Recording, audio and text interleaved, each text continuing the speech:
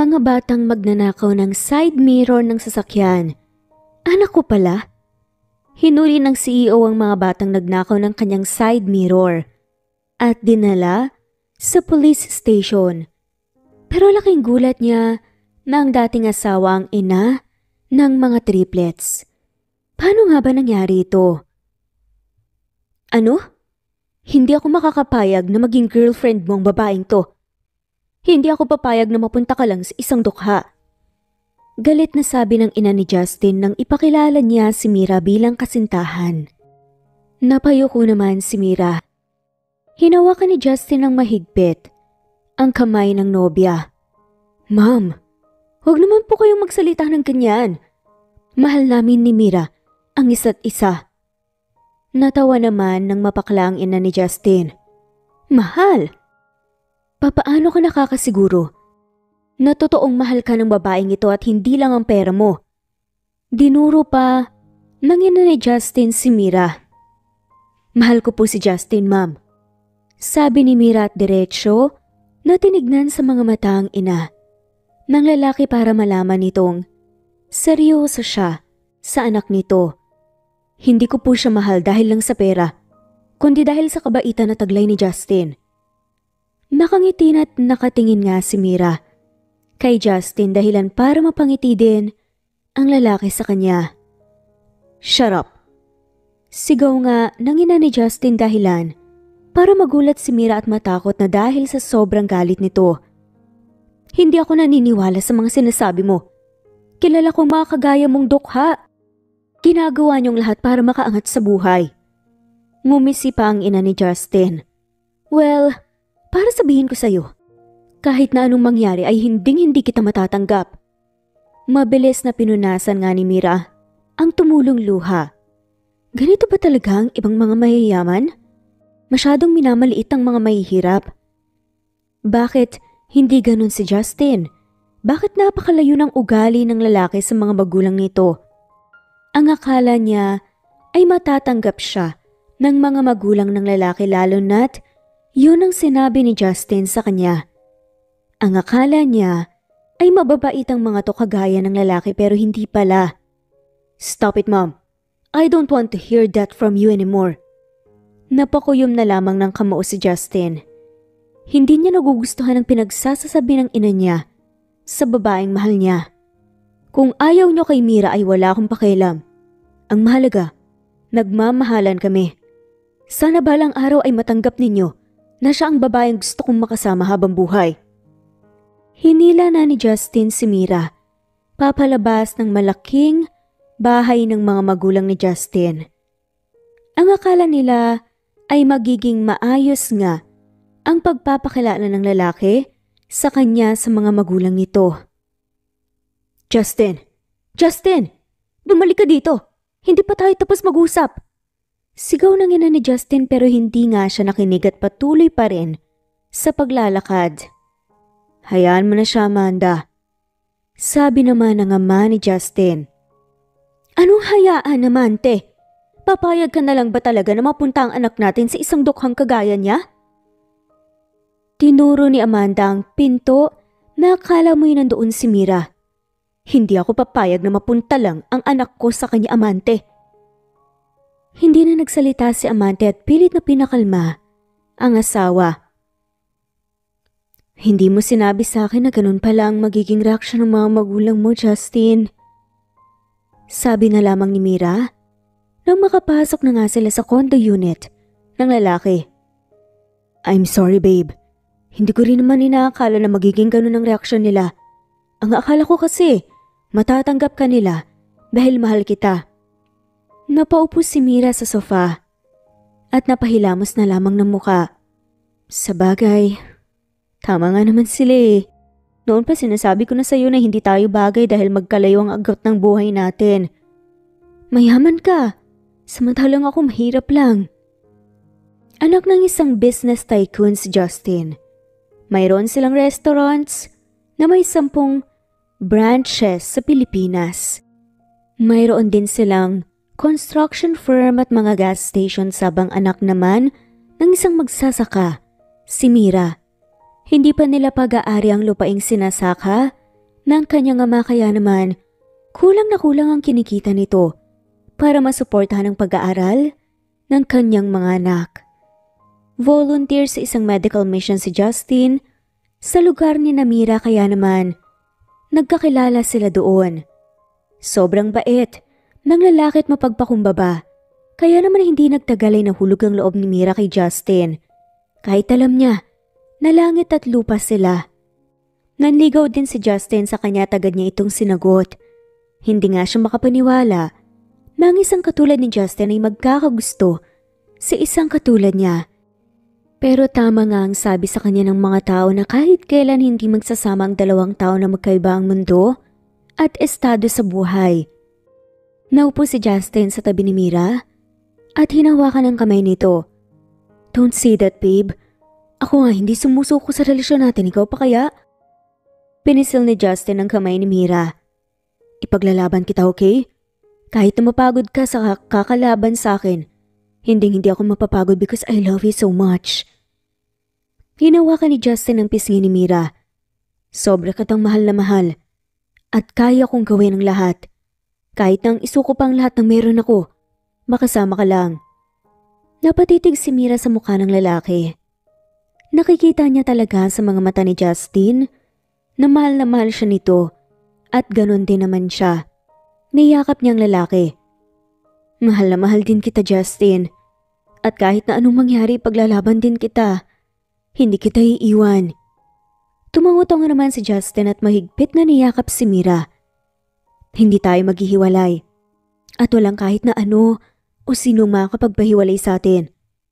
Kumalas si Justin at sinapo ang mukha ni Mira.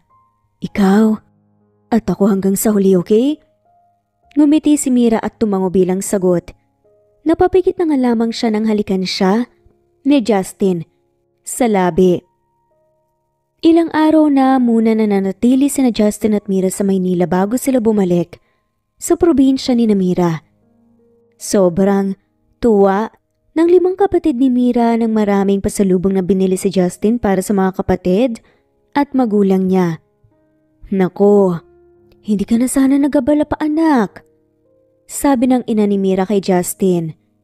Noon pa talaga ay anak na ang tawag ng ina ni Mira kay Justin. Naku, Nay, alam niyo ba na walang ibang bukang bibig itong si Justin, kundi kayo lang? Sabi pa ni Mira. Minsan nga nagtatampo ako kasi ako yung kasama niya pero kayo ang iniisip niya. Napa-cross arms na nga lamang si Mira at kunwaring nagtatampo. Ay sus! Nagtatampo pala ang babe ko. Niyakap nga ni Justin mula sa likod si Mira. Okay lang yan, babe. Si nanay man ang nasa isip ko. Ikaw naman ang nasa puso ko. Kinilig naman si Mira sa sinabi ng lalaki at napaiwas ng tingin para hindi makita nito ang pumumula ng magkabila niyang pisngi. Asus, si ate, kinikilig. Pinanlakihan ng mga mata ni Mira ang kapatid niya dahil sa panunukso nito. Ikaw talaga. Hinabol ni Mira ang kanyang kapatid dahilan para mapuno na naman ng tawanan ng kanilang simpleng tahanan. Kahit nahirap sa buhay si Mira at hindi mayaman sa pera, ay mayaman naman sila sa pagmamahalan. Minsan talaga ay mas mahalaga sa buhay ng taong maging masaya kaysa ang magkaroon ng maraming pera pero hindi naman masaya. Sigurado ka na ba talaga sa desisyon mo, Justin? Napatingin si Justin sa ina ni Mira dahil sa tanong nito. Ngumiti si Justin at muling tumingin kay Mira na ngayon ay kinikiliti ang mga kapatid nitong maliliit. Opo, Nay. Siguradong sigurado na po ko. Alam kong si Mira na ang babaeng para sa akin. Nakangiting bumali nga si Justin sa ina ni Mira. Pero papaanong mga magulang mo? Hindi nila tanggap si Mira. Alam na kasi ng mga magulang ni Mira ang nangyari sa Maynila, lalo na't wala silang nililihim sa mga ito. Nag-aalala ko para sa anak ko, Justin. Ngumiti si Justin at tinawakan ng kamay ng ina ni Mira. Huwag po kayong mag-alala, Nay. Poprotektahan ko po si Mira at wala naman po silang magagawa. Hindi naman po kami magsasama sa iisang bubong at mas lalong hindi ko po hahayaan. Nasaktan na lang si Mira. Kami naman po ni Mira ang magsasama at hindi sila at masaya ako sa anak nyo. Napatango at ngumiti naman ang ina ni Mira. Tinapik niya ang kamay ni Justin. Kampi ako, naalagaan at mamahalin mo ang anak ko, kaya pagkakaubaya ko siya sa'yo. Natuwa naman si Justin sa sinagot ng ina ni Mira. Maraming salamat na iingatan ko po ang anak nyo. Lumapit naman si Mira sa kanila at napatingin sa dalawa. Anong pinag-uusapan niyo dyan? Parang ang seryoso ah. Umiling si Justin. Wala, itong sinanay, nagpasalamat lang. Napatingin naman si Mira sa kanyang ina. Oo anak, napakadami kasi nang binili ni Justin para sa amin eh. Napakaswerte mo. Sa nobyo mo anak. Niyakap ni Mira ang bewang ni Justin. Maswerte po talaga ako sa kanya, Nay. Dahil isang maalaga at mapagmahal na nobyo si Justin. Napangiti naman si Justin sa sinabi ng nobya at hinalikan sa noo si Mira. Kinabukasan ay nagaya nga si Justin kay Mira na mag-picnic sa talon. Gusto sana niyang isama ang pamilya niya pero may mga trabaho daw ang mga to. Nagtataka siya dahil sa tuwing pupunta sila ng talon ay mas excited pa ang mga kapatid niya pero ngayon ay parang may kakaiba at tumanggi ang mga to. Parang may kakaiba, sabi ni Mira habang kumakain ng chicharon. Anong kakaiba? Napatingin si Mira kay Justin. Kasi hindi sila sumama eh, lalo na yung mga kapatid ko. Kapag usapang talon kaya, sasama ka agad ang mga yon. Napakibit-balikat naman si Justin. Malay mo nagsawa na sila. Si Mira naman ang napakibit-balikat. Ewan ko eh. Basta may kakaiba akong nararamdaman sa kinikilos nila. Napailing na nga lamang si Justin at hinawakan ang kamay ni Mira. Huwag mo nang isipin yun. Ang mabuti pa ay maligo na tayo. Wala nang nagawa pa si Mira nang hilain na nga siya ng lalaki para maligo. Masaya silang naligo at nagsasabuyan ng tubig. Nagulat na lamang si Mira nang hindi na niya makita pa si Justin. Justin? Walang Justin na sumagot. Nasaan ka Justin? Hindi nakakatuwa itong biro mo. Kinabahan na si Mira nang hindi niya pa rin nakita ang lalaki. Sumisid siya para hanapin ang lalaki pero wala ito. Umahon siya ulit. Justin! Sigaw ni Mira. Para na nga siyang maiiyak dahil hindi niya mahanap ang lalaki at kahit anong tawag niya ay pangalan ng lalaki. Hindi ito sumasagot. Justin! Sigaw na naman ni Mira. Mira! Mabilis na napalingon si Mira at nakita si Justin na nakatayo sa malaking bato. Ano ba Justin? Tinakot mo ko eh. Akala ko ay may nangyari ng masama sa'yo. Papalangoy na nga sana si Mira papalapit sa lalaki nang magsalita ito. Mira, tignan mo. Napahinto si Mira sa paglangoy at napatingala. Ngayon niya lang nakita na may hawak pala ang lalaki. Ibinuka ito ni Justin at nagulat nang mabasa niya ang mga salita. Will you marry me, babe? Sigaw ni Justin. Ang kaninang luha na pinipigilan lang ni Mira ay tuluyan ang tumulo dahil nga sa sobrang tuwa niya. Anong sagot mo, babe? Umiiyak na tumango na nga lamang si Mira at lumangoy na nga lang papunta sa lalaki.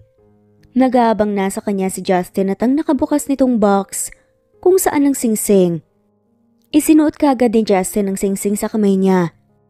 Pero imbes na yakap ang ibigay ni Mira, sa kamay ay isang hampas sa braso. Aray! Para saan naman ang hampas na yun, babe? Napatakip si Mira ng bibig habang patuloy pa din sa pagiyak. Magpo-propose ka lang pero papakabahin mo pa ako? Alam mo ba kung gaano ako kinabahan kanina? Nang hindi kita makita? Natakot ako. Akala ko ay may nangyari ng masama sa'yo. Napangiti naman si Justin at sinapo ang mukha ni Mira. Ang feeling na yun, babe. Yun ang mararamdaman ko kapag nawala ka sa akin. Napasimangot lang si Mira. I love you babe and thank you for saying yes. Napapikit si Mira nang halikan siya ni Justin sa labi. Mahal na mahal din kita Justin. Masaya nilang niyakap ang isa't isa. Nang makauwi sa bahay nila ay nakaabang ang pamilya ni Mira sa dalawang magkasintahan. Nagtatanong ang mga mata nito.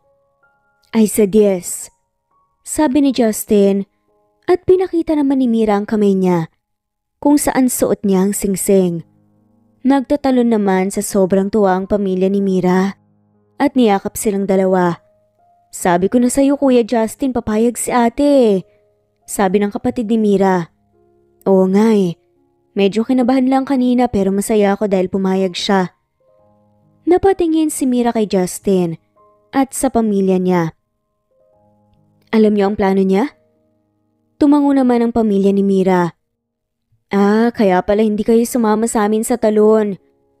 Malalaki ang ngiti ng pamilya dahilan para mapailing na lamang si Mira. Lumapit naman ang ina niya at hinawakan ng kamay niya. Nagpaalam na sa amin si Justin anak. Pumayag naman kami dahil nakikita namin na mahal niyo ang isa't isa. Napangiti naman si Mira. Maraming salamat Nay. Hinaplos ng ina ni Mira ang mukha niya at niyakap siya. Sana kagaya ng nanay niya ay matanggap din siya ng ina ni Justin para maging masaya na sila. Dahil sa alam nilang tutol ang pamilya ni Justin kay Mira, ay nagpakasal sila nang hindi alam ang mga to. Sa probinsya ni Mira sila ay kinasal at makalipas ang isang buwan ay napagdesisyon na nila na pumunta ng Maynila para sabihin sa mga magulang ni Justin. Nakasal na sila. Nandoon din kasi ang mga negosyo ni Justin, kaya kailangan nilang pumunta doon. Pinisil ni Justin ang nanlalamig na mga kamay ni Mira. Tumingin siya sa asawa na nakangiting nakatingin sa kanya ngayon. Don't worry, nandito naman ako at hindi kita pababayaan. Tumango at ngumiti si Mira. May tiwala siya sa asawa at alam niyang ipagtatanggol siya nito. Huminga muna siya ng malalim bago sila pumasok sa bahay ng mga magulang ni Justin. Agad na tumaas ang kilay ng ina ni Justin nang makita silang magkasama ng anak nito. Ang akala ko ay naghiwalay na kayo. Napabuntong hininga si Justin. Hindi na kami maghihiwalay, Mom. Napatayo mula sa pagkakaupo ang ina ni Justin. Ayoko sa kanya, Justin. Hindi ko siya matatanggap.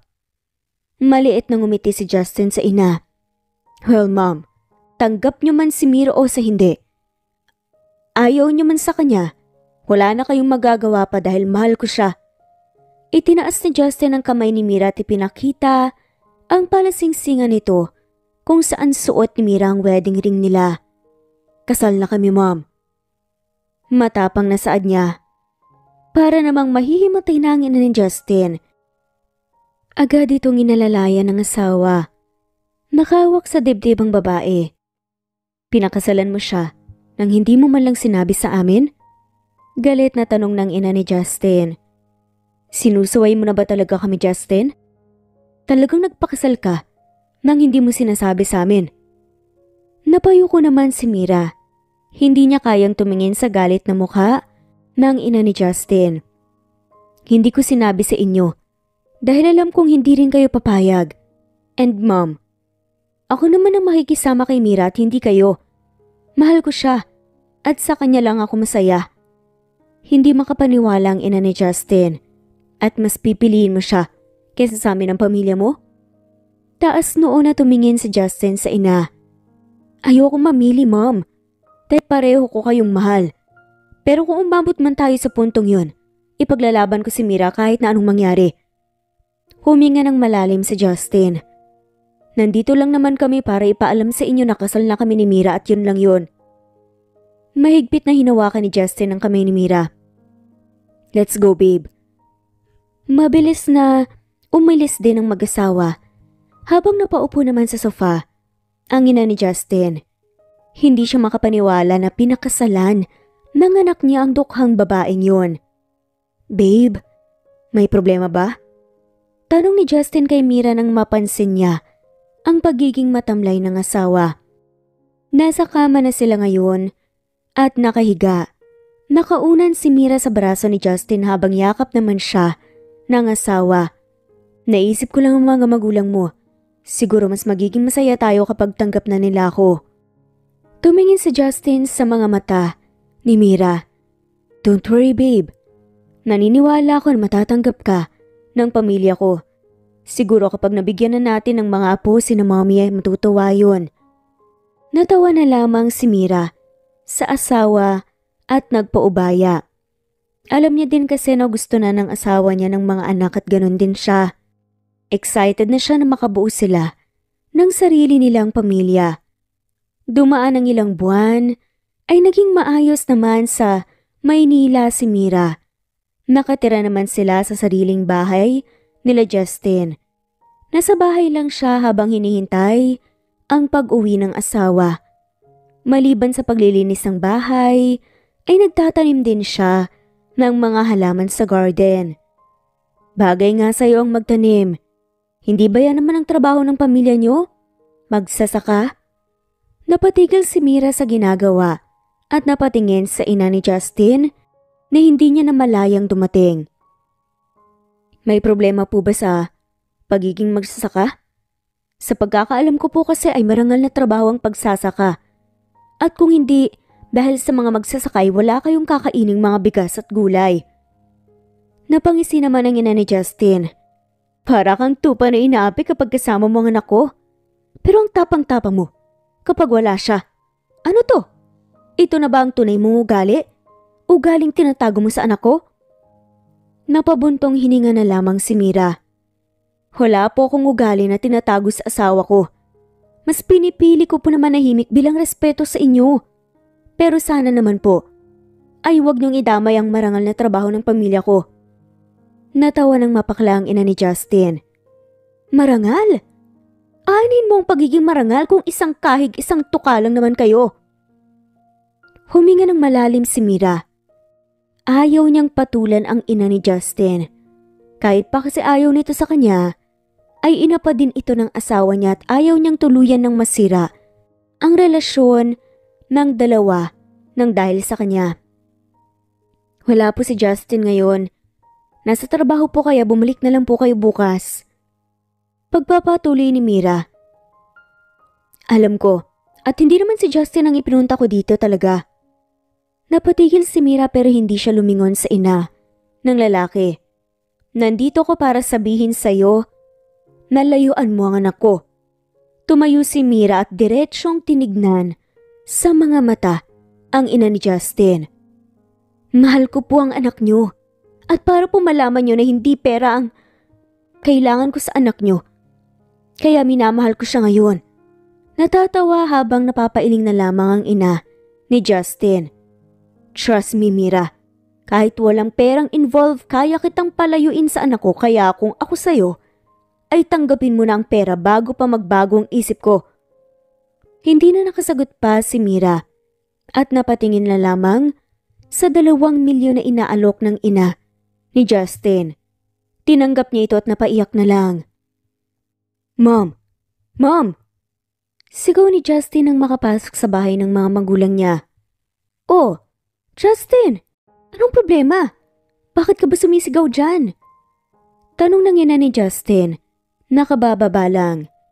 Galit naman na lumapit si Justin sa ina. Tinatanong niyo pa po ako kung anong problema? Kayo! Ikaw ang problema ko. Napakunot noon naman ang ina ng lalaki at nagtatakang tumingin kay Justin. Bakit? Ano bang ginawa ko? Mas lalong nainis si Justin dahil kung makaasta ang ina niya ay parang wala itong ginagawa. Anong ginawa mo kay Mira? Bakit bigla na lang siyang nawala sa bahay? Natawa na lamang ang ina ni Justin. Here! Pinakita ng ina ni Justin ng picture kung saan tinanggap ni Mira ang tseke na binigay nito sa kanya. Hindi naman makapaniwala si Justin. No, hindi to totoo. Binalik ni Justin ang cellphone sa ina. Hindi magagawa ni Mira ang ipagpalit ako sa pera. Napakibit-balikat naman ang ina ni Justin. Well, she did. Surprise, surprise. Sinabi ko naman kasi sa'yo na pera mo lang ang habol niya. When I offered her 2 million, ay hindi siya nagdalawang isip na tanggapin ka. Napatulala na lamang si Justin. Son, she's not worthy of you. Hindi ang mga katulad ni Mira ang nababagay sa'yo. Kalimutan mo na siya at maghanap ka na ng babae na nababagay sa'yo na katulad mo rin. Hahawakan na sana ng ina ni Justin ang balikat niya. Nang galit niya itong winasik. Hindi ako naniniwala sa inyo. Malakas na sigaw ni Justin dahilan para magulat ang ina niya. Justin, watch your mouth. Matigas na sabi ng ama ni Justin. Ano ba? Wala ka bang respeto sa mami mo? Napatiimbagang na nga lamang si Justin at umalis na sa bahay nila nang wala man lamang salita.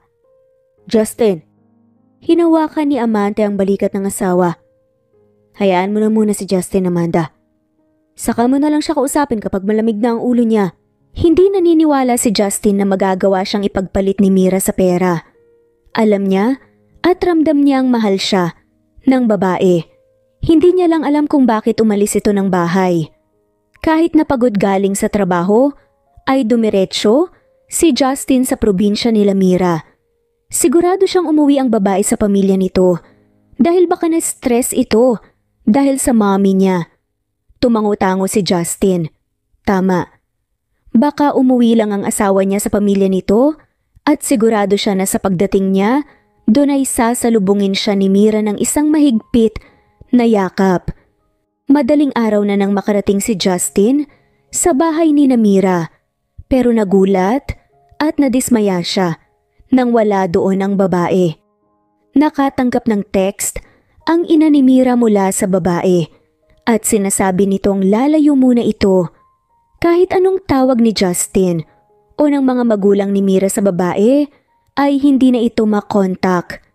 Para bang ini-off na nito ang cellphone para hindi na nila ito mahanap. Ano bang nangyari, Justin? Nag-away ba kayo? Umiling si Justin at napaupo na lamang sa kawayang upuan. Napahila mo siya sa muka. Hindi, Nay. Kahit kailan naman po, hindi kami nag-away ni Mira. Ikinuwento ni Justin sa mga magulang ni Mira ang nangyari. Pati ang mga ito nagulat. Hindi magagawa ng anak ko yun. Kilala mo siya, Justin. Sabi ng ina ni Mira. Alam ko, Nay. Pero nasaan na nga ba siya ngayon? Natahimik naman ang mag-asawa at hindi nagawang sumagot. May parte sa puso ni Justin na hindi naniniwala sa sinabi ng mommy niya dahil alam niyang mahal talaga siya ni Mira. Pero ano ito? Bakit hindi niya mahanap ang babae? Bakit parang nagtatago ito sa kanya? Paano na ang mga pangako nila sa isa't isa?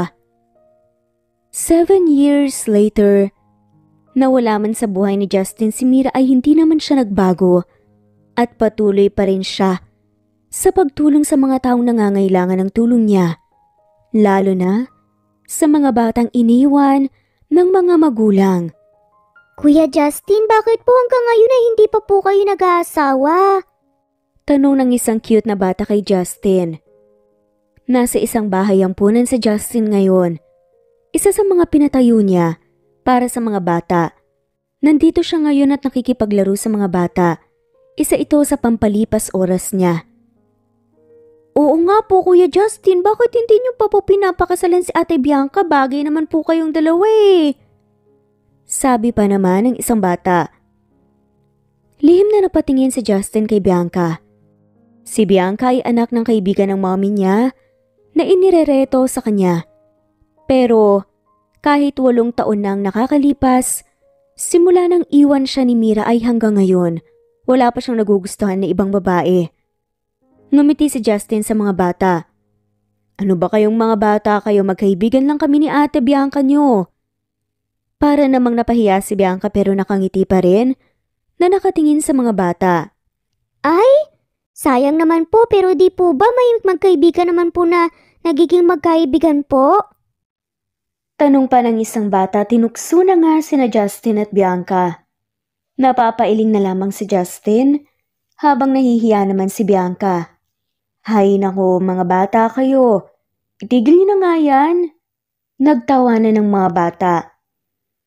Samantala, prutas! Prutas kayo dyan! Sigaw ng isang babae. Kuya Justin, bilhan niyo naman po kami ng prutas! Sabi ng mga bata kay Justin. May mga prutas naman kayo sa loob ah. Napanguso naman ang isang bata. Ubus na po eh. Ang sabi po ni Helen ay namamalengke pa po daw sila mamaya. Sabay-sabay na nag-please nga ang mga cute na bata kaya walang nagawa si Justin, kundi ang pumayag.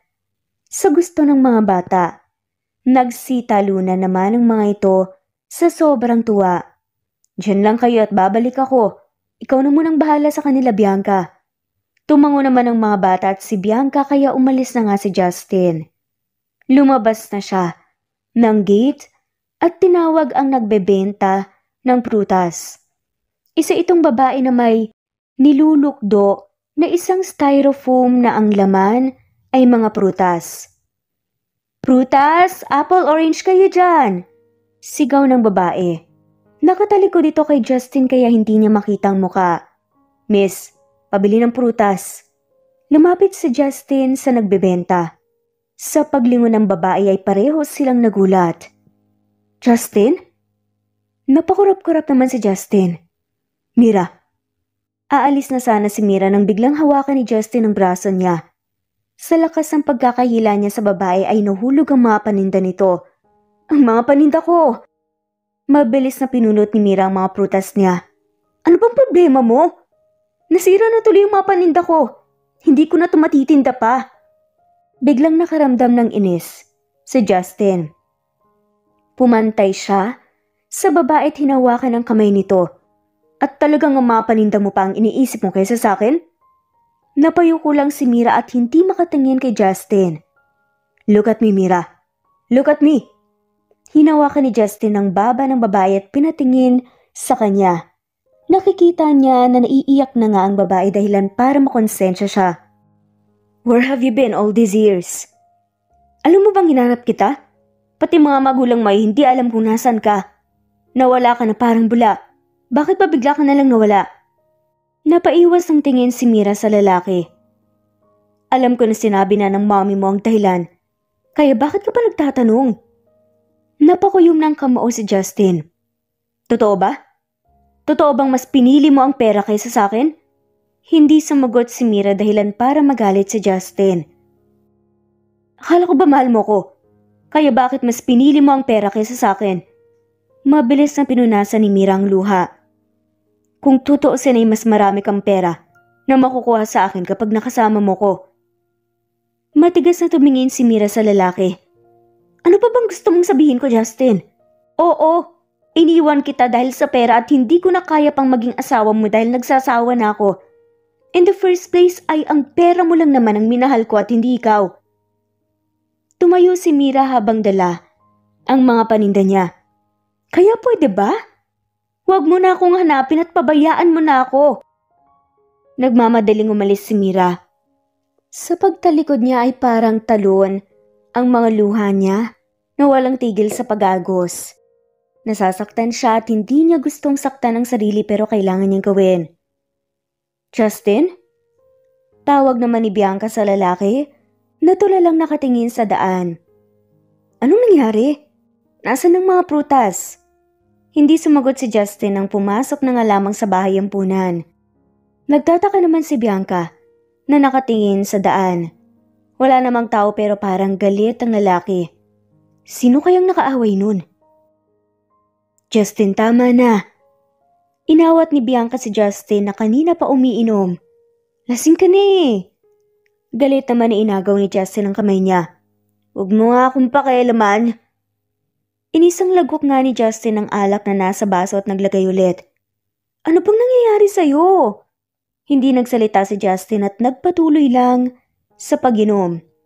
Nasa bahay sila ngayon ni Justin. Sinamahan ni Bianca ang lalaki dahil parang may kakaiba dito. Hinaplos niya ang likod ng lalaki. Kung ano man ang problema mo, pwede mong sabihin sa akin. Makikinig naman ako eh. Tumingin si Justin sa babae.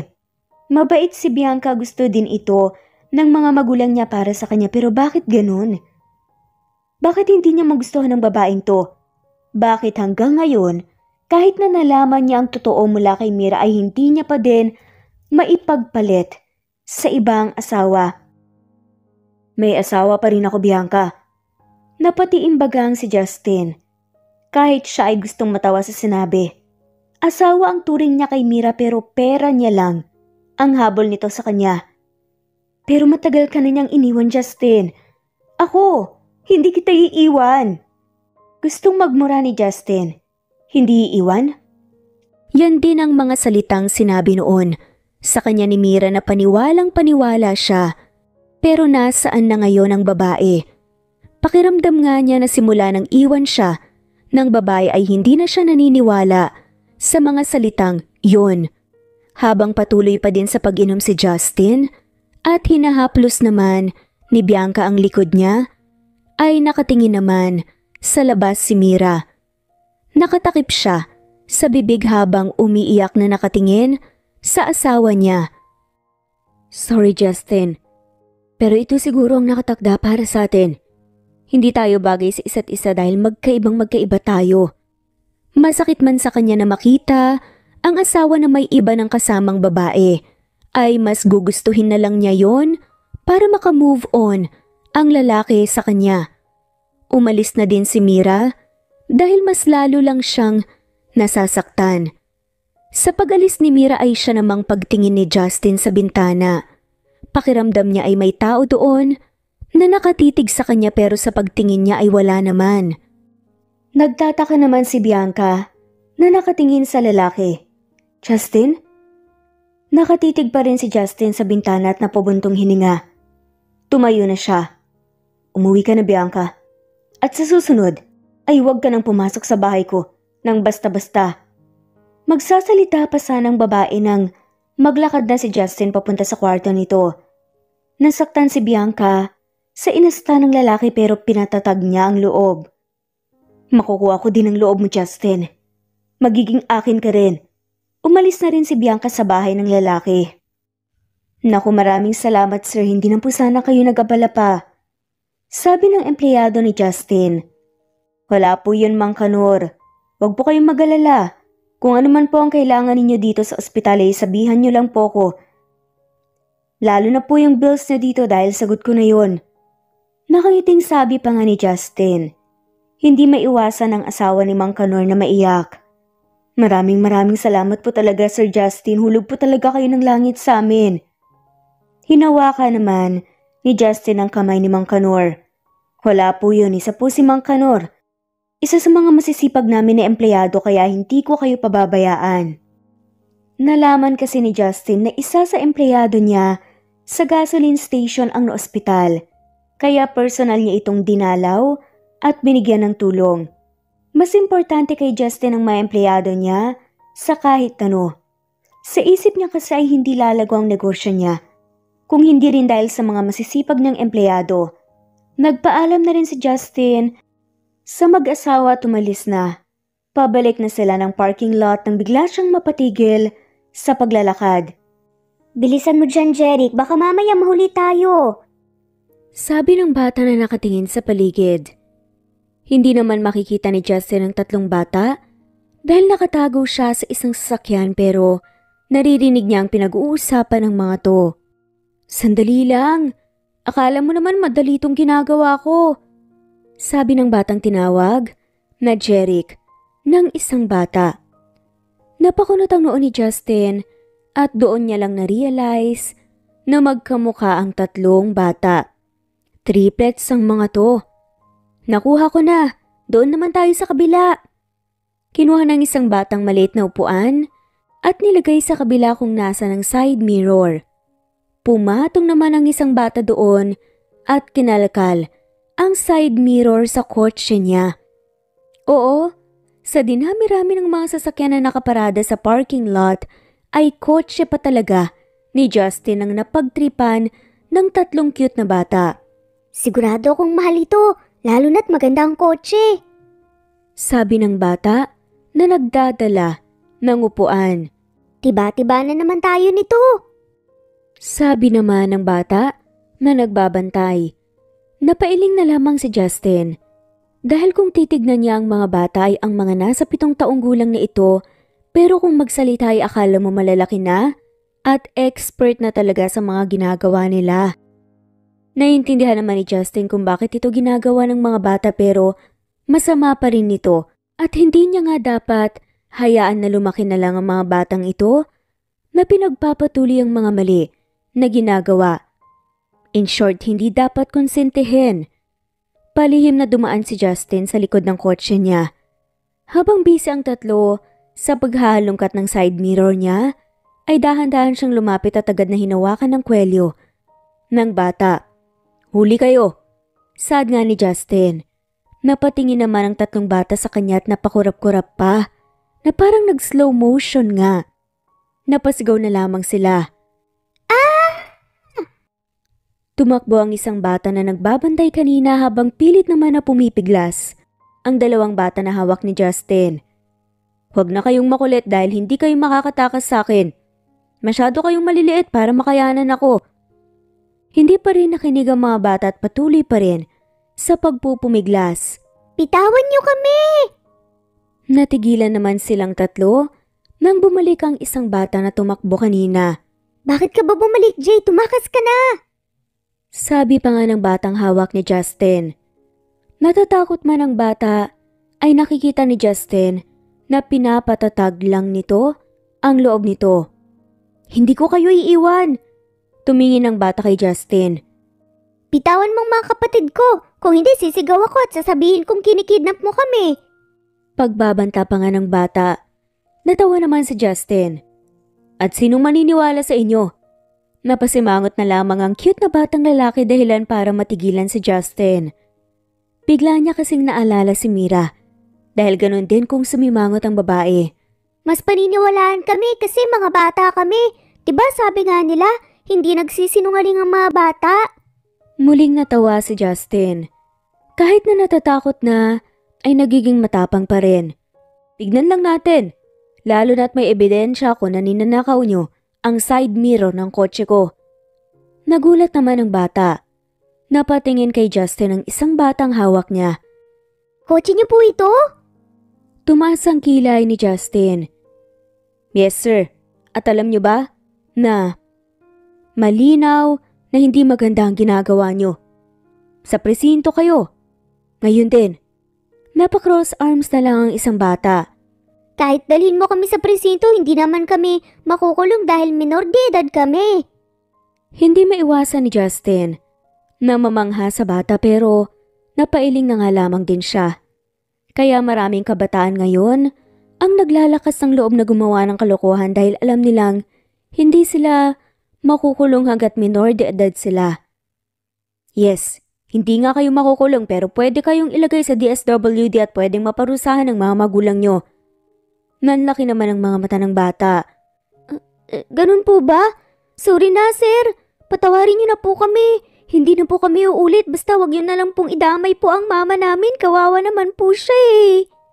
Umiling si Justin. Pwede ko kayong mapatawad. Pero kailangan yung magtanda para malaman yung mali ang ginagawa nyo. Kaya sakay na kayo. Pinasakay ni Justin ang 2 bata at nilock ang pinto para hindi makalabas ang mga ito. Napatingin naman siya kay Jay. Ano, sasakay ka din ba o tatakas ka at iiwan ng mga kapatid mo? Taas na una man na tumingin ng bata kay Justin. Siyempre, hindi ko po iiwan ng mga kapatid ko. Napangiti na nga lamang si Justin ng kusa ng sumakay sa sasakyan ng bata. Sumakay din siya at nagpunta sa police station.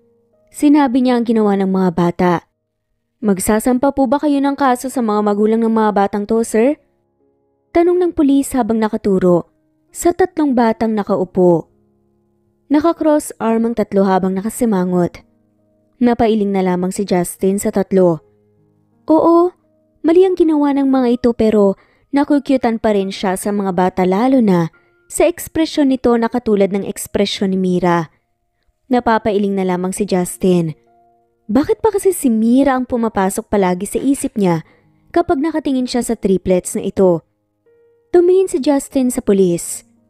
Hindi na sir, Pero gusto kong ipatawag ang mga magulang nila para malaman nila ang maling ginawa ng mga anak nila. Tumangutango naman ang pulis. Sige sir, don't worry po. Pinapatawag na po ang ina ng mga bata, pwede na po kayong umalis since hindi po kayo magkakaso. Umiling naman si Justin. No, gusto kong makilala at makausap ang ina nila. Sige sir, kung yan po ang gusto nyo, pwede po kayong maupo doon habang naghihintay sa ina ng triplets. Naupo naman si Justin at naka-cross arm habang nakatingin sa mga bata. Nakatingin din ang mga bata sa kanya at masama ang tingin ng mga ito sa kanya. Natawa na lang si Justin, imbes na mainis sa mga ito. Hindi niya alam kung bakit magaan kaagad ang loob niya sa mga batang ito. Siguro ay dahil na din sa mahilig siya sa mga bata. Kung hindi lang siguro umalis si Mira, ay baka may mga anak na din sila ngayon. Napabuntong, hininga na lang si Justin. Kahit na nalaman na niya ang totoo at nanggaling mismo ito sa bibig ng babae, ay hindi pa din siya makapaniwala. At hindi pa din nawawala ang pagmamahal niya para sa babae. Nababaliw na ba? Ganito ba siya ka-in love kay Mira na handa siyang magkapatanga?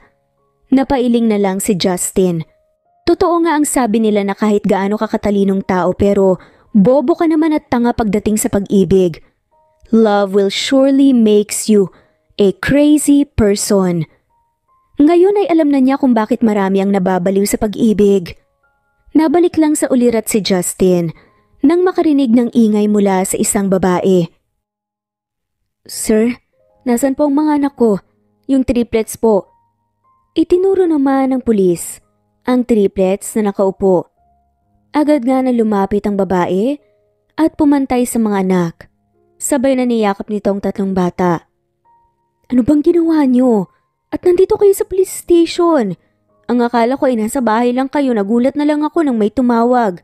Sininang test nyo at sinabi na nandito raw kayo. Napasimangot naman ng mga bata. Sorry po, Mama. Hindi na po namin uulitin.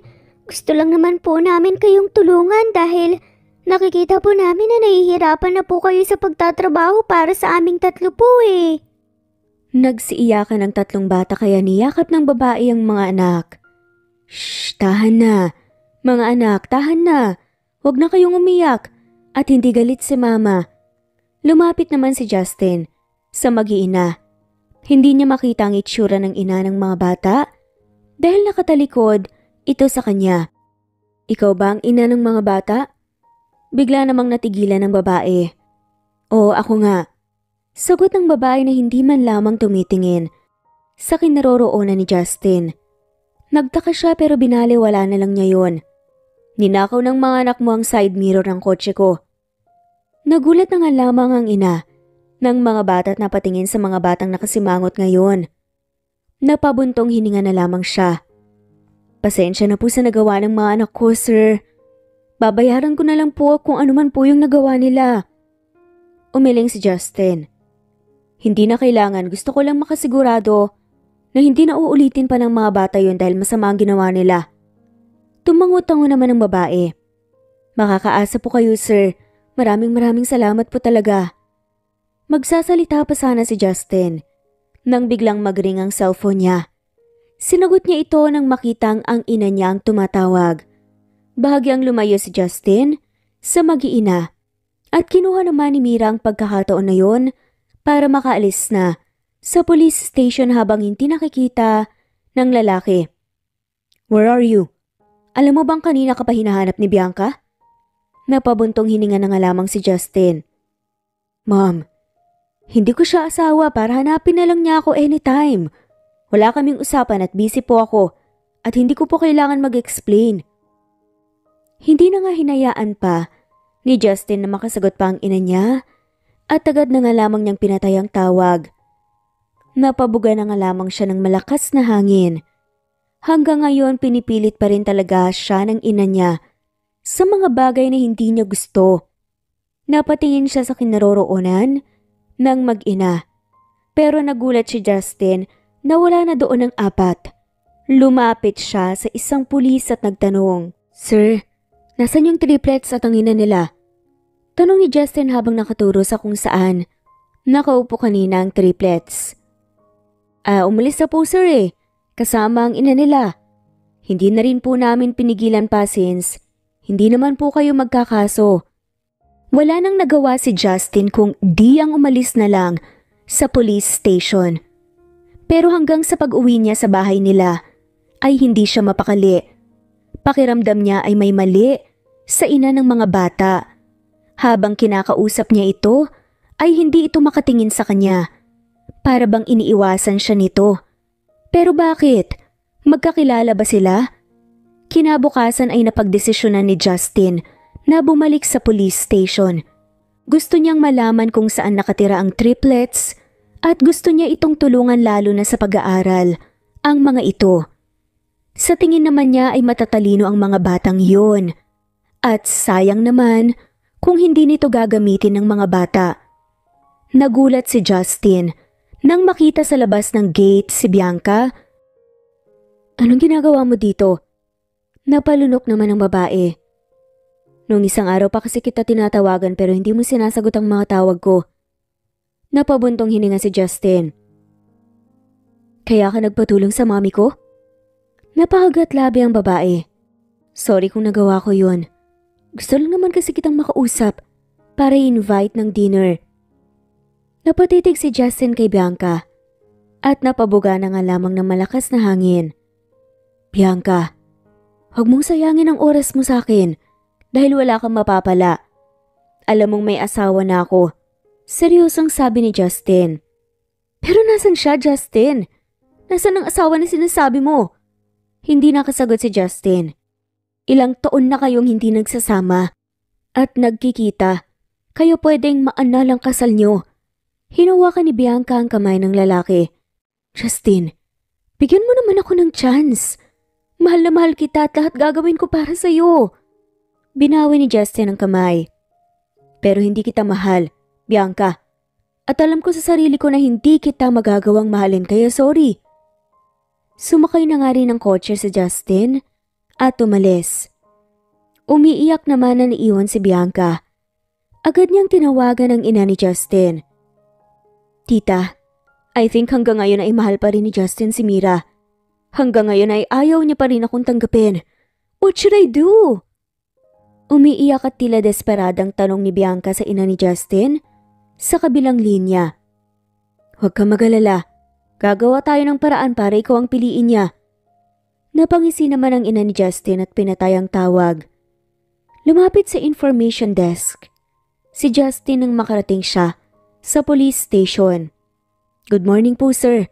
Ako pala yung lalaki na nagdala sa triplets dito kahapon. Napatango naman ang pulis. Yes sir. Naalala po kita. Ano pong maipaglilingkod ko po sa inyo? Magtatanong na sana si Justin nang biglang pumasok ang dalawang pulis. Nahawak ang isang lalaki. Oh, ano nangyari dyan? Tanong ng pulis na nasa information desk. Lasing, nagwala doon sa kalye nila. Napailing naman ang pulis. Sige, ipasok nyo na yan at nang mahimasmasan. Bumaling ulit ang pulis kay Justin. Ano yung itatanong nyo sir? Napangiti na lamang si Justin sa pulis. Itatanong ko lang po sana kung may information po kayo tungkol sa ina ng mga bata. Kung pwede ko bang malaman ang pangalan niya o kung saan siya nakatira. Gusto ko po kasing tulungan ng mga bata. Ayoko namang mapariwara sila sa buhay. Napatango-tango ang pulis. Ang bait niyo naman po sir. Kayo na nga po itong muntik ng nakawan ng mga bata ay gusto niya po silang tulungan. Napangiti si Justin. Mga bata pa rin naman po sila. At malaki pa rin naman po ang pagkakataon na magbago sila. Tumango-tango ang pulis at nilabas ang logbook. Ito po yung pangalan ng nanay nila. At isinulat po niya dito ang address nila. Napangiti si Justin at kinuha ang logbook. Salamat po sir. Napatigil si Justin nang mabasa ang pangalan ng mga bata. It was Mira Acosta, ang kanyang asawa. Nanginginig ang katawan ni Justin at hindi makapaniwala na ang babaeng nakausap niya pala kahapon ay si Mira. Ngayon ay alam na niya kung bakit hindi tumitingin sa kanya ang babae ng araw na iyon. Ayos lang po ba kayo, sir? Tanong ng pulis nang mapansin na nakatulala siya. Tumango si Justin at pilit na ngumiti. Opo, sir. Salamat po ulit. Lumabas na si Justin sa police station at napahinto. Hanggang ngayon ay hindi pa din siya makapaniwala sa nangyari. Anak ni Mira ang mga batang yon. Sino ang ama? Hindi kaya muli itong nag-asawa at nabuntis. Napatakip sa mukha si Justin. Nagagalit siya sa isiping may ibang lalaki ang babae. Samantalang siya na iniwan ay hanggang ngayon ay hindi pa din siya ipinagpalit. Gustong malaman ni Justin kung sino ang ama ng triplets, kaya pumunta siya sa lugar kung saan ang address na nilagay ng babae sa logbook. Nagtatanong-tanong din siya sa mga tao at mabuti na lang ay may nakakakilala sa babae. Hindi makapaniwala si Justin na sa isang esquarter area nakatira ang babae. Mas malinis pa ang probinsya nito kaysa dito. Nagtataka din siya kung bakit sa 8 taon ay hindi umuwi ang babae sa pamilya nito. Napatingin siya sa isang bahay na isang malakas na hangin na lang ata ay babagsak na. Huminga ng malalim si Justin at hindi ang sarili sa muling paghahanap nila ni Mira. Kumatok na din siya at hindi nga nagtagal ay bumukas ito at ang isa sa triplets ang nagbukas. Ikaw na naman? Tanong ng bata. Bakit parang ayaw mo akong makita? Natatawang tanong naman ni Justin sa bata. Paano pong hindi? Ikaw lang naman po itong nagdala sa amin sa presinto. May record na po tuloy kami doon. Naka-cross arm pa nga nasabi ng bata. Pumantay naman si Justin sa bata at ginulo ang buhok nito. Hindi naman kayo sana mapupunta sa presinto kung hindi nyo naman yon ginawa. Sana maging aral ito sa inyo. Hinawi ng bata ang kamay ni Justin. Huwag mo nga pong kulin ang buhok ko. Akala mo naman po close tayo. Imbes na mabastos sa bata ay natuwa pa nga si Justin. Kaya ba magaan ang loob niya sa mga bata ay dahil anak ito ni Mira? Posible kaya na anak din niya ang mga batang to? Nandyan ba ang nanay niyo? Tanong ni Justin at sumilip nga sa loob. Wala po, nagbenta po si Mama. Ano pong kailangan niyo po kay Mama? Maging mabait na po kami. Huwag niyo na po lang awayin si Mama. Napangiti naman si Justin at hinawakan ang kamay ng bata. Hindi ako nandito para awayin ng mama niyo. May tatanong lang ako sa kanya. Magsasalita na nga sana ang bata nang biglang sumulpot ang isang lalaki mula sa loob. Sino yung kausap niyo mga bata? Nagkatinginan sina Justin at ang lalaki. Sino ka? Tanong ng lalaki kay Justin. Ako si Justin, ikaw. Sino ka ba? Taas noon naman na tumingin ng lalaki kay Justin. Ako si Gilbert, ang ama ng triplets. Hindi kaagad nakapagsalita si Justin at mas lalong napatitig sa lalaki. Kung kanina ay umaasa siya na siya ang ama ng mga bata pero ngayon nasira na dahil nakalala na nga niya ang ama ng mga bata. Ano bang kailangan mo sa mga bata? Nabalik sa ulirat si Justin nang magsalita ulit ang lalaki. Nandito lang ako para tulungan sila. I have charity at pwede ko silang bigyan ng scholarships para masigurado ang pag-aaral nila. Ngumiti si Justin sa mga bata at binigay ang calling card niya. Babalik na lang ako sa susunod at sana nandito na ang mama niyo para makausap ko. Ito ang calling card ko. Tawagan niyo lang ako kapag kailangan niyo ng tulong. Okay? Tumango lang ang mga bata kaya umalis na si Justin. Parang dinagana ng malaking bato ang puso niya sa nalaman. Mukhang wala na nga talaga silang pag-asa ni Mira dahil may anak na ito sa ibang lalaki. Ninong Gilbert, bakit niyo naman po sinabi sa lalaki na kayo po ang papa namin? Tanong ni Jake. Pumantay naman si Gilbert sa mga bata at tinagnan isa-isa.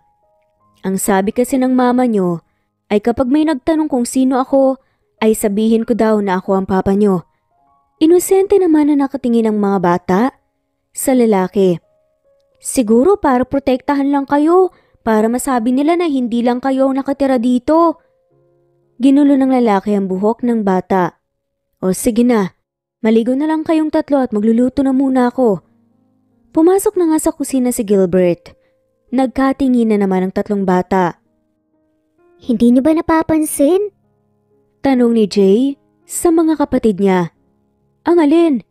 Sabay tanong ng dalawa. Parang kamukha natin siya. Napaismid na nga lamang si Jake. Bibigyan lang tayo ng scholarship, naniwala ka na? Napailing na lamang si Jack at tinapik ang balikat ni Jay. Napansin ko din naman na medyo hawig natin siya. Pero wag tayong papalin lang sa nakikita natin lalo na't hindi natin siya kilala. Maraming taong magkakamukha at saka lang tayong maniwala na siya ang papa natin kapag si mama na mismong nagsabi. Napasimangot naman si Jay. Sa kanilang tatlo ay si Jay ang huling lumabas, kaya ito ang bunso sa kanila at malambot din ang puso. Kaso, walang balak si mama na sabihin sa atin kung sino talagang papa natin eh. Napabuntong hininga si Jake na unang lumabas sa triplets. Hayaan na natin si mama kung kailan niya tayo gustong sabihan. Nagpapakahirap na nga siya sa pagtatrabaho para sa atin kaya wag na nating dagdagan pa ang mga iniisip at problema niya. Nagkatingin na naman sina Jake at Jack. Nang makita nila na nakayuko si Jay, alam nilang iiyak na naman ang bunso nilang kapatid. Lalo na't iyakin pa naman ito. Napabuntong hininga na lamang si Jake. Huwag ka nang umiyak, Jay. Malalaman din natin balang araw kung sinong papa natin. Hinila ni Jack ang dalawa niyang kapatid at niyakap ang mga to. Gusto man nilang tanungin ang ina tungkol sa ama nila. Hindi naman nila magawa, lalo na't nagpapakahirap pa ang mama nila sa pagtatrabaho para lang mabuhay silang tatlo. Nang mag-isa, nakatingin si Justin sa labas ng bintana ng kwarto niya. Malakas ang hangin at ulan. Ininom niya ang alak na nasa baso niya at malakas na napabuntong hininga. Hanggang ngayon ay hindi pa din siya makapaniwala na may anak si Mira sa ibang lalaki.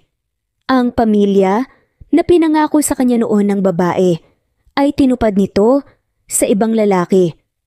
Natawa na lang ng mapakla si Justin. Ano bang kulang sa kanya at ipinagpalit siya nito? Na mas pinili pa ng babae ang pera kaysa mabuhay nang marangya kasama siya. Pakiramdam niya talaga ay may kakaiba. Madaling araw na at hindi pa din makatulog si Justin. Kahit ang alak ay hindi nakakatulong para dalawin siya ng antok. Napatingin siya sa mesa nang magring ang cellphone niya. Kinuha niya ito at nagtaka kung sino ang tumatawag lalo na't number lang ito. Hello, sino to? Tanong ni Justin nang masagot ang tawag. Hello po, ito po ba si Justin? Nagtaka si Justin nang marinig ang boses ng bata. Ito po si Jay, isa po sa triplets na pinuntahan niyo po sa bahay. Yung kumuha po ng side mirror ng sasakyan niyo. Ngayon ay nabobosesan na ni Justin ang bata. Oo. Naalala na kita, Jay. Napatawag ka. Napakunot ng noo si Justin. Hindi po ba sinabi niyo na kapag kailangan po namin ng tulong, tawagan lang po namin kayo? Oo, bakit? Anong problema? Napahikbi ang bata dahilan para mag-alala si Justin. Kasi po binagyo po yung bahay namin. Nasira po yung bubong namin kaya pinasok na kami ng ulan. Basang-basa na po kami ni na mama at ng kapatid ko. Wala po kasi kaming mahihigaan, tsaka mahihinga ng tulong. Kayo po kasi kagad ng isip ko eh. Mabilis na napatayo si Justin at agad na kinuha ang susi. Sige, papunta na ako, hintayin niyo ako. Mabilis pa sa 4:00 ang pagmamaneho ni Justin papunta sa bahay ni Namira. Nang tignan niya ang bahay ay wala na nga itong bubong. At dahil yun sa malakas na ulan at hangin kanina. Ngayon kasi ay medyo humanang na nga ito. Mama! Mabilis na pumasok si Justin sa bahay nang wala ng katok-katok pa. Nang marinig niya ang sigaw ng bata. Nakita niya si Mira na nakahandusay sa sahig at basang-basa sa ulan at walang malay. Anong nangyari? Nag-aalalang tanong nga ni Justin. Hindi po namin alam eh, bigla na lang pong nawalan ng malay po si Mama. Sagot ng umiiyak na bata. Mabilis na binuhat ito ni Justin. Wala rin siyang pakialam kung nababasa na nga siya ng ulan. Bilisan niyo, sumakay na kayo ng kotse. Mabilis naman na nagsunura ng 3 bata. Inilagay ni Justin si Mira sa likod at doon naupo ang 2 bata habang nasa harapan naman ang isa. Dinala niya sa bahay ang mag-iina at dinala si Mira sa kwarto nila. Binihisan niyang babae at tinawagan ng family doctor nila. Nang dumating ito, ay inasikaso kaagad si Mira. Inasikaso naman ni Justin ang mga bata. Pinaliguan ng mga to at binihisan. Mabuti na lang at nakabili ang assistant niya. Dito muna kayo at magpahinga, okay? Si Kuya Marvin niyo na muna ang bahala sa inyo. Sabi ni Justin sa mga bata. Paano po si Mama? Tanong ni Jack. Ngumiti si Justin at tinaplos ang mukha ng bata. Tinitignan na siya ng doktor. At magiging maayos din ang mama niyo, okay? Tumango naman ang mga bata. Sige na, magpahinga na kayo. Inalalaya ni Justin ang mga bata pahiga sa kama. Ikaw na munang bahala sa kanila, Marvin. Tumango naman ang lalaki. Yes sir, don't worry. Bumalik si Justin sa kwarto nila ni Mira. Kamusta ng asawa ko, Doc? Inayos na ng doktor ang mga gamit nito. Okay na siya. Bumaba na rin ang lagnat niya. Kailangan na lang niyang uminom ng gamot. Nakahinga naman ng maluwag si Justin. Salamat po, Doc. Ihahatid na kita sa labas. Umiling naman ang doktor at ngumiti. No need na, mas kailangan ng asawa mo. Kanina pa niya tinatawag ang pangalan mo. Nagulat naman si Justin at napatitig kay Mira, na ngayon ay mahimbing nang natutulog. Umalis na nga ang doktor kaya lumapit na nga siya sa babae. Justin, bulalas ni Mira. Habang nakapikit ang mga mata, nakakunot ang noo ng babae na tila masama ang panaginip. Justin, tumabi ng upo si Justin kay Mira, tinawakan ng mahigpit ang kamay niya. Nandito lang ako, Mira. Hindi kita iiwan. Hinalikan ni Justin ang kamay ng babae at doon ay parang kumalma na at nagpatuloy sa pagtulog ang babae. Kinabukasan ay nagising si Mira na ang maamong mukha ni Justin ang bumungad sa kanya. Mabilis na tumulo ang mga luha niya at hinaplos ang mukha ng lalaki. Mas lalo siyang napaluha nang mahawakan niya ang mukha ng lalaki. Sa nakalipas na taon na napapanaginipan niya si Justin, sa tuwing hahawakan niya ang lalaki, naglalaho ito na parang bula. Mahal na mahal kita, Justin. Sorry kung iniwan kita. Idinilat ni Justin ang mga mata nito. Anong sabi mo, Mira? Aakalain pa sana ni Mira na nasa isa pa rin siyang panaginip nang marinig niya ang boses ng anak niya. Mama! Mama, okay na po ba ang pakiramdam niyo? Mabilis na tumakbo ang 3 bata papunta kay Mira at niyakap siya. Nag-alala po kami sa iyo, Mama, lalo na po nung nawalan po kayo ng malay. Oo nga, Mama. Mabuti na lang dumating po si Kuya Justin at tinulungan po tayo. Sabi naman ni Jack at Jay. Napatingin si Mira kay Justin na seryosong nakatingin ngayon sa kanya. Doon niya na-realize na hindi pala panaginip ang kanina at nasabi niya na sa lalaki na mahal nga niya ito. Napaisip si Mira kung papaano nalaman ng lalaki kung saan sila nakatira at kung papaano nito nalaman ang nangyari sa kanila. Sorry po, Mama, kung tinawagan ko po si Kuya Justin. Si Kuya Justin lang po kasi ang naisip ko po na makakatulong sa atin kaagad eh. Sabi nga ni Jay dahilan para mapatingin si Mira sa anak. Maliit na ngumiti si Mira. Ayos lang, anak. Pero sa susunod ay huwag mo nang gagawin yun. Magbihis na kayo at babalik na tayo sa bahay natin.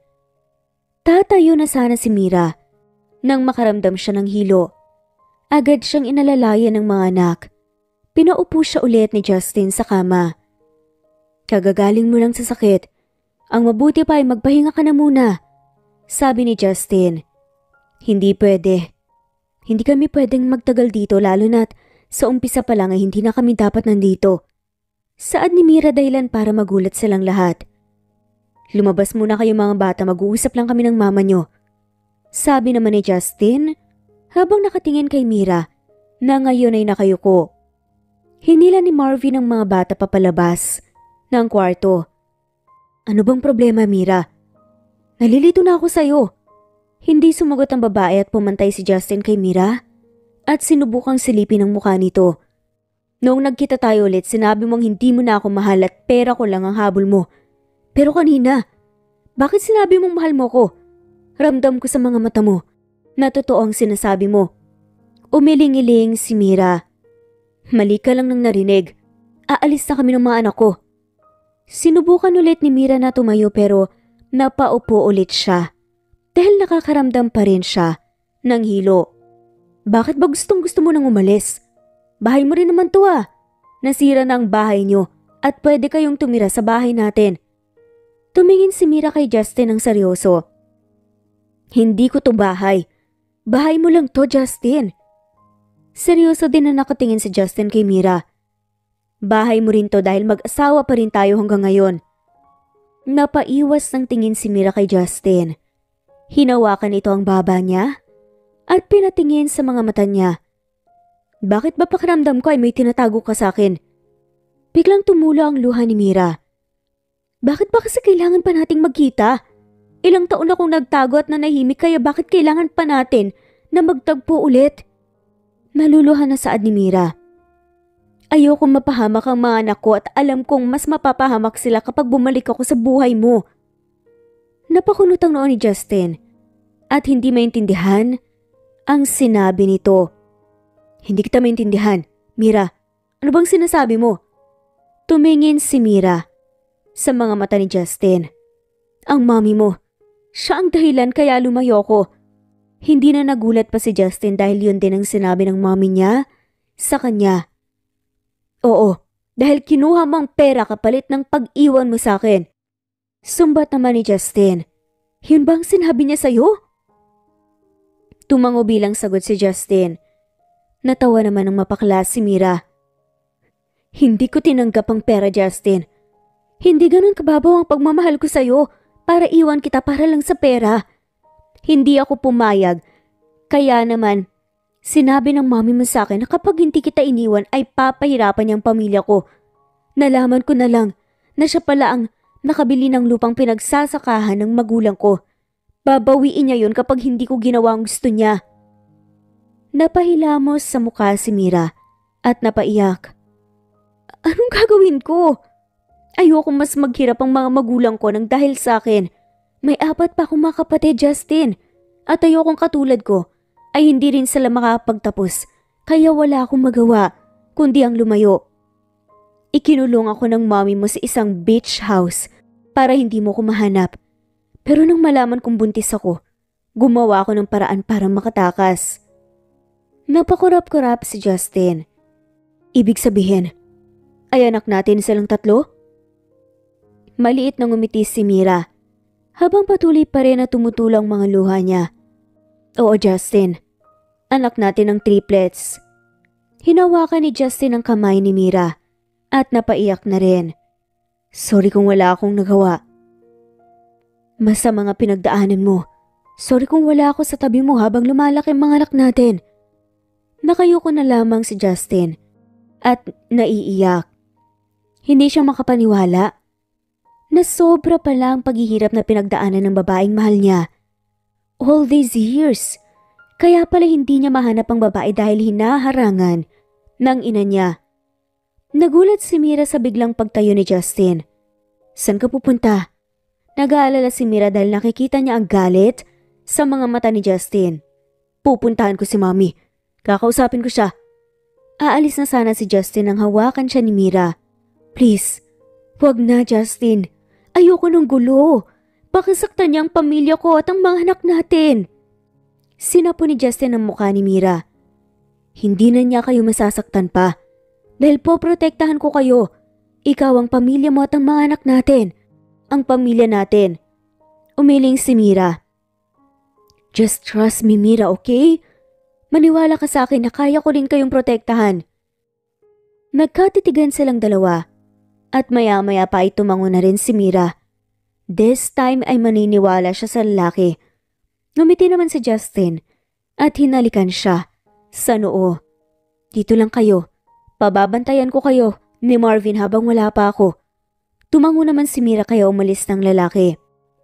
Samantala, asan si Mom? Tanong ni Justin sa isang katulong nang makarating siya sa bahay nila. Wala po si ma'am dito, Sir Justin. Kanina pa sinusubukan ni Justin na tawagan ng ina pero hindi ito sumasagot. Alam ko kung nasaan si Tita Amanda, Justin. Napatingin naman si Justin kay Bianca. Saan? Tumango ang babae. Sasamahan kita. Sumama si Justin sa babae at dinala siya nito sa isang building. Sa ilalim sila ng building nagpark. Sigurado ka bang nandito si Mommy? Tumango naman si Bianca. Oo, may dinalaw kasi si Tita dito. Nagtataka si Justin dahil hindi niya alam na pumupunta pala ang mommy niya sa kondo na ito. Sa paglingon ni Justin sa babae, bigla itong may panyo na nilagay sa ilong niya. Diniin ito ng babae at dahil sa gulat niya, ay nalanghap niya ito. Ano ba, Bianca? Naiinis na tanong ni Justin. Sorry, Justin. Ito lang ang sa tingin ko ang paraan para makuha ka. Nagtataka naman si Justin at magsasalita na nga sana nang bigla siyang nakaramdam ng pagkahilo.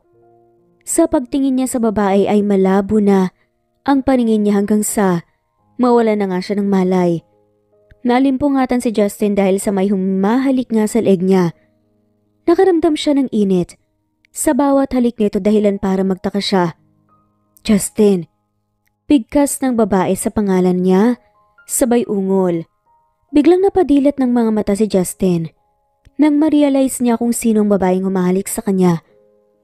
Anong ginagawa mo sa akin? Napaupo si Justin at doon nakita ang tanging boxer na lamang niyang suot niya. Anong ginagawa mo, Bianca? Sigaw ni Justin sa sobrang galit. Agad niyang kinuha ang pantalon at damit niya. Bigla siyang nakaramdam ng init sa katawan niya at alam niyang may kakaiba. Anong ginawa mo sa akin? You drug me? Napahawak si Justin sa kanyang ulo. Galit ang tanong nito. Nagawa ko lang naman to dahil mahal na mahal kita, Justin. At ito lang ang naisip kong paraan para mapasakin ka. Naiinis na tinignan ni Justin ang babae. Sinabi ko na sa'yo noon na hindi kita mamahalin dahil si Mira lang ang mahal ko. Pumasok sa banyo si Justin at naligo sa malamig na tubig. Kailangan niyang pahupain ang init na nararamdaman ng katawan niya ngayon. Nang maging maayos na ang katawan niya, lumabas na siya, nabasa ang damit. You disappointed me, Bianca.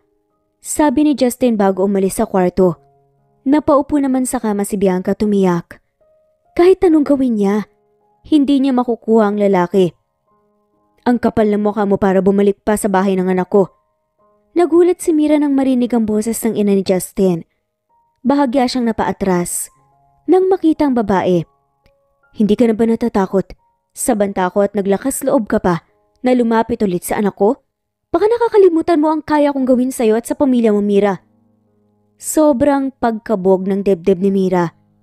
Sa nakalipas na taon, ang ina ni Justin ng isa sa kinatatakutan niya. Dahil alam niyang gagawin lahat ng babae para lang mapaghiwalay sila ng anak nito.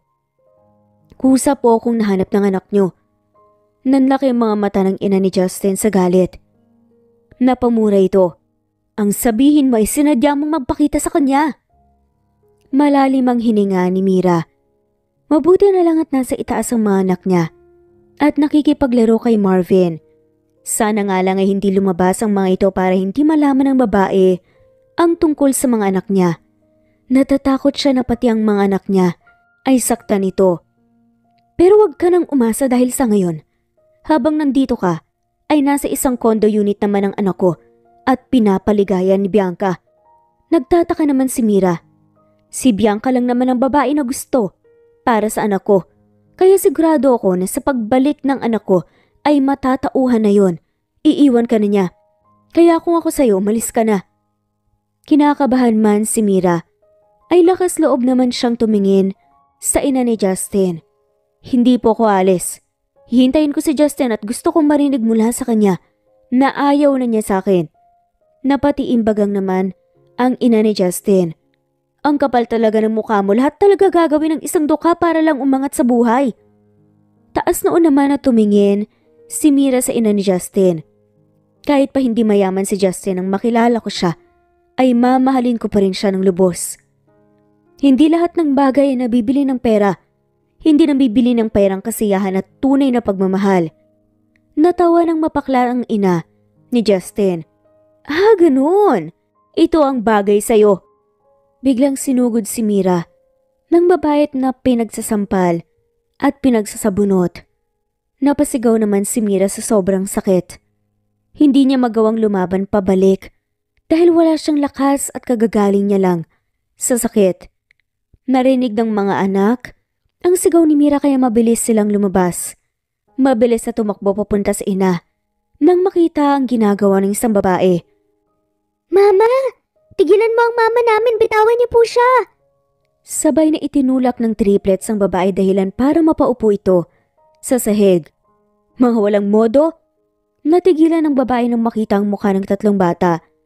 Sinong mga batang tumira? Tanong nga ng ina ni Justin at tinuro ang tatlong bata. Ang sama-sama niyo po para awayin ng mama namin ang salbahe niyo po. Sabay sabi ng triplets. Natigilan naman ng babae. Mama? Niyakap naman ni Mira ang mga anak. Anong nangyayari dito? Napatingin sila kay Justin na nakapasok na sa bahay. Bakit basa ka? Tanong nga ni Mira sa lalaki. Mamaya papaliwanag ko. Anong nangyayari dito? Tumingin si Mira sa ina ni Justin dahilan para mapatingin din ng lalaki dito. Ma'am, what are you doing here? Napatiimbagang si Justin nang maalala ang ginawa ng ina sa babaeng mahal niya. Ang kapal din po ng pagmumukha niyo para pumunta dito sa pamamahay namin para manggulo. Hindi makapagsalita ang ina ni Justin habang nakatingin sa mga mata at sa anak niya. Justin. Tumango si Justin na animoy alam na nito ang gustong itanong ng ina. Yes, ma'am. They are my children. Ang mga anak ko na kayo ang dahilan kaya hindi ko sila nakasama. Napatakip naman ang bibig ang ina ni Justin at napaiyak. I'm sorry anak, hindi ko alam. Natawa ng mapakla si Justin. Sorry? Maibabalik ba ang lahat ng taon na hindi ko nakasamang mga anak ko sa sorry nyo? Mawawala ba ang lahat ng hirap na dinanas ni Mira at ng mga anak ko sa sorry mo? Mahalis ba ng sorry mo ang sakit na dinulot mo sa pamilya ko? Umiling si Justin. Hindi, ma'am. At dahil sa ginawa mo, ay hindi kita mapapatawad. Mas lalong napaiyak ang babae. I'm sorry anak kung alam mo lang. Napahikbi na ang ina ni Justin. Kung alam niyo lang. Napangisi si Justin. Kung sana tinanggap niyo na lamang si Mira, ay hindi sana magiging ganito ang buhay namin ng pamilya ko. I want you to get out of our lives. Sigaw ni Justin sa sobrang galit. Justin! Dumating naman ang ama ni Justin. Agad nitong hinawakan ng asawa. Huwag mo namang pagsalitaan ng ganyan ng mommy mo. She is still your mom. Show some respect. Natawa ng mapakla si Justin. Show some respect, Dad? Bakit? Pinakitaan niya ba ng respeto ang asawa ko? Hindi, Dad. Harap-harapan niyang pinamukha sa asawa ko na hindi siya karapat-dapat sa akin. Ano ba ako, Gold? Para alam niya kung sino ang dapat sa akin? Dapat niya din malaman na hindi lahat ng desisyon niya ay tama. Dapat niyang malaman na hindi lang tungkol sa pera at yaman ang buhay ng tao, kundi tungkol sa saya at tunay na pagmamahal. Wala akong pakialam kung mahirap lang si Mira. Sa kanya ako masaya at yun ang mahalaga sa akin. Napatingin si Justin kay Mira.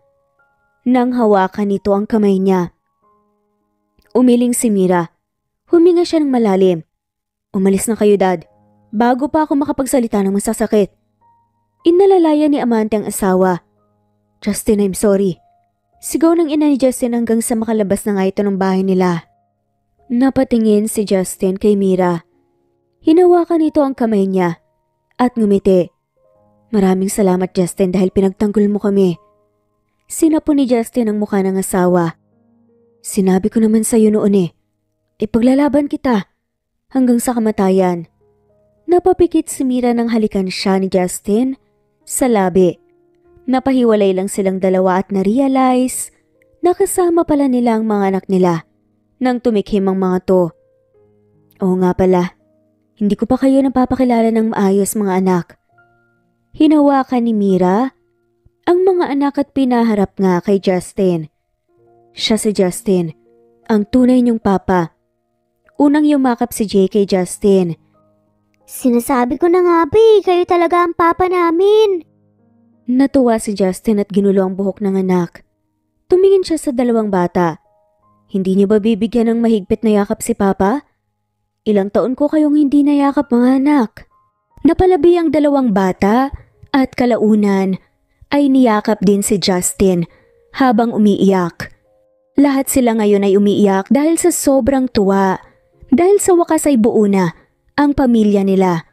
Bumalik sa probinsya sina Justin at Mira kasama ang mga anak nila. Pinakilala nila ito sa pamilya ni Mira. Naawa ang pamilya niya sa sinapit niya. Pero natuwa din dahil natapos na ang paghihirap niya. Muling pinakasalan ni Justin si Mira. Binili na din ni Justin ang lupang pinagsasakahan ng pamilya ni Mira para wala nang magamit ang ina niya, panakot sa babaeng mahal niya. Makalipas ang 2 taon ay binayayaan sila ng isang baby girl. Matagal man ang taon na lumipas ay napatawad na din ni Justin at Mira, ang ina ng lalaki. Mas maganda pa din kasi na mabuhay na walang taong aaway. Naging mabait na lola ang ina ni Justin at nakikita naman ni Mira na bumabawi na ito sa mga apo nito at sa kanya. Magkahawak kamay na nakatingin si Mira at Justin sa talon kung saan nag-propose ang lalaki. Simula ngayon ay lalaban na tayo ng magkasama, okay? Sabi ni Justin at hinalikan ang kamay ni Mira. Tumango si Mira. Oo naman Justin, hindi na rin ako matatakot dahil alam kong nandyan ka palagi para sa amin ng anak natin. Hinawakan ni Justin ang pisngi ni Mira at kalaunan ay hinalikan ito sa labi. Minsan talaga kahit gaano tayo katapang ay nagiging mahina tayo pagdating sa mga taong mahal natin. Lalo na kung alam natin na masasaktan sila nang dahil sa atin. Sobrang mahal ni Mira ang pamilya niya na mas pinili na lumayo at magsakripisyo kaysa maghirap ang pamilya niya. Pero dahil sila talaga ni Justin ang nakatadhana ay pinagtagpo pa din sila. Naging tulay din ang triplets nilang anak para magkita sila. At dito, nagtatapos ang kwentong pag-ibig ni na Justin at Mira.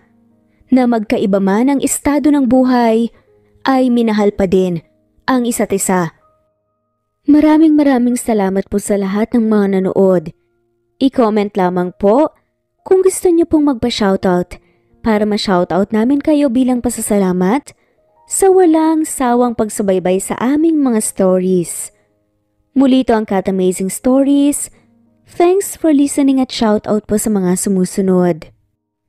Mary Rose Carillo Jesusa, Enday Samante, Enday Lebra, Yolanda Tejida, Honey Villasenor, Tessie, Marichan, Ann Mariano, Wilma Guzman, Gabrielio, Liu, Maria Rica Natividad, Melanie Juan, Anita Hernando, Teresita Arevalo, Raquel Magno, Carmencita Falcon, Flordet, Nat Greenfax, Luz Templo Nuevo, Teresita Schmid, Flor Cabrera, Virginia Salazar, Luz Templo Nuevo, Leia, Madeline Tagle, Wilma Villafuerte, Isaac Ablon, Menchita de Belen, Federico,